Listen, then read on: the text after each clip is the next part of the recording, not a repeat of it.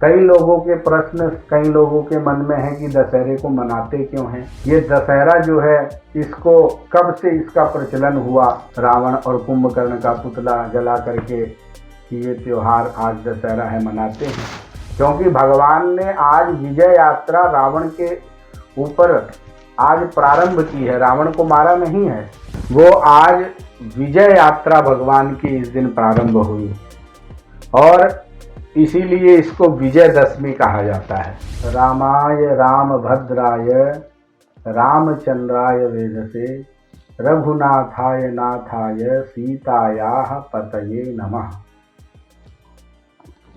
सभी को जय सिया राम। समस्त भारतवासियों को, जो भी सनातन धर्मी, सभी को दशहरे की बहुत बहुत शुभकामनाएं, क्योंकि नवरात्रों के बाद में जो दशमी आती है, जिसको विजयदशमी कहते हैं, इस दिन हम समस्त भारतवासी, सनातन धर्म को मानने वाले जितने भी लोग हैं, सब के सब लोग दशहरे को बड़ी धूमधाम से मनाते हैं, बड़ी श्रद्धा और भावना से मनाते हैं। कई लोगों के प्रश्न, कई लोगों के मन में है कि दशहरे को मनाते क्यों हैं, क्योंकि हिंदू धर्म का सबसे श्रेष्ठ ये त्योहार, जिसको अपने आप में बहुत महिमा इसकी कही गई, ये दशहरा जो है, इसको कब से इसका प्रचलन हुआ, अनेक प्रश्न हमारे मन में आते हैं। तो जब हम शास्त्रों का अध्ययन करते हैं, वाल्मीकि रामायण को देखते हैं, रामचरितमानस को देखते हैं और जो है देवी भागवत का स्वाध्याय विशेष रूप से करते हैं, तो समाधान मिलता है। क्योंकि आम जनमानस में तो ये चर्चा है कि भगवान श्री राम ने इस दिन रावण को मारा, तो रावण को मारने के कारण इस दिन दशहरे को हम रावण और कुंभकर्ण का पुतला जला करके ये त्योहार आज दशहरा है मनाते हैं। किंतु शास्त्रीय पद्धति ये नहीं है। शास्त्रीय पद्धति के अनुसार इस दिन भगवान श्री राम ने 9 दुर्गा का पूजन नवरात्रों में करके, भगवती को, राजराजेश्वरी को, दुर्गा सप्तशती के द्वारा प्रसन्न करके, उसके बाद में भगवती से वरदान लेकर के अपनी विजय यात्रा को प्रारंभ किया था।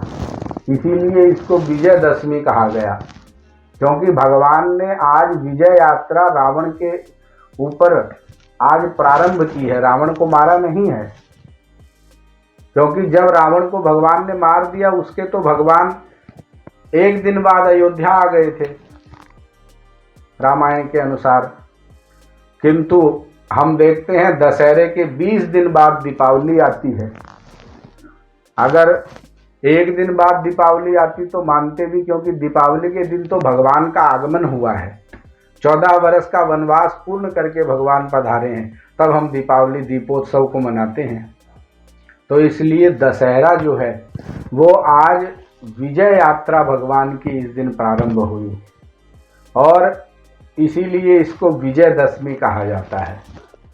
और आध्यात्मिक दृष्टि से अगर देखा जाए तो मोह दस मौलि अहंकार तदभ्रात, विनय पत्रिका में तुलसीदास जी महाराज ने कहा, बोले जो मोह है वो 10 मौलि। लंका का वर्णन करते हुए कहते हैं कि लंका के अंदर 10 सिर वाला जो रावण रहता है वो साक्षात मोह का रूप है, और उसका जो भाई है कुंभकर्ण वो अहंकार है। तो जब तक दशहरा विजयदशमी, इनका अगर आध्यात्मिक तात्पर्य देखेंगे तो जब तक 10 इंद्रियों के ऊपर हमारा नियंत्रण नहीं होगा, तब तक हम मोह और अहंकार पे कंट्रोल नहीं कर सकते। और उसमें विशेष रूप से कृपा चाहिए भगवान प्रभु श्री राम की। और जब तक राम भगवान स्वयं नहीं चाहेंगे, कृपा नहीं करेंगे, तो मोह का नाश नहीं होगा, रावण मरेगा नहीं। तो मानो आज के दिन, इसीलिए देखो क्षत्रियों का यह प्रमुख त्योहार है जो दशहरा है, क्योंकि इस दिन शस्त्र पूजन होता है। जो क्षत्रिय लोग हैं वो अपने शस्त्र का पूजन करते हैं और पूजन करके युद्धांगन में अगर खड़े होने की बारी आए तो डट करके सामना करने का ऐसे अपने अंदर विश्वास पैदा करते हैं। इसीलिए विजयदशमी को शस्त्र का भी पूजन होता है। तो देखिए अनेक कारण हैं। भगवान श्री राम नौ दुर्गा का पूजन करके भगवती को प्रसन्न करके वरदान मांग के आज अपनी विजय यात्रा को प्रारंभ कर रहे हैं। इसलिए ये दशहरा मनाया जाता है और क्षत्रियों का यह प्रमुख त्योहार है। और 20 दिन बाद जब भगवान रावण के ऊपर विजय प्राप्त करके उसके बाद जब अपने वहाँ पधारते हैं तो हम दीपावली को मनाते हैं, जिसको दीपोत्सव कहा जाता है। तो दशहरे का यह पवित्र त्योहार हम लोगों के लिए है।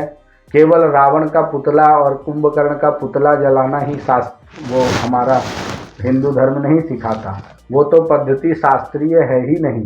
ये दशहरे का तो वास्तविक मतलब यही है कि हम अपनी 10 इंद्रियों को भगवान श्री राम में समर्पित कर दें। जब भगवान श्री राम में समर्पित कर देंगे तो मोह जो 10 मौली है रावण, वो अपने आप मारा जाएगा और अहंकार रूपी कुंभकर्ण का भी वध हो जाएगा। तो दशहरे का तात्विक अर्थ देखते हैं तो मोह और अहंकार को नष्ट करते हैं भगवान 10 इंद्रियों के ऊपर कृपा करके।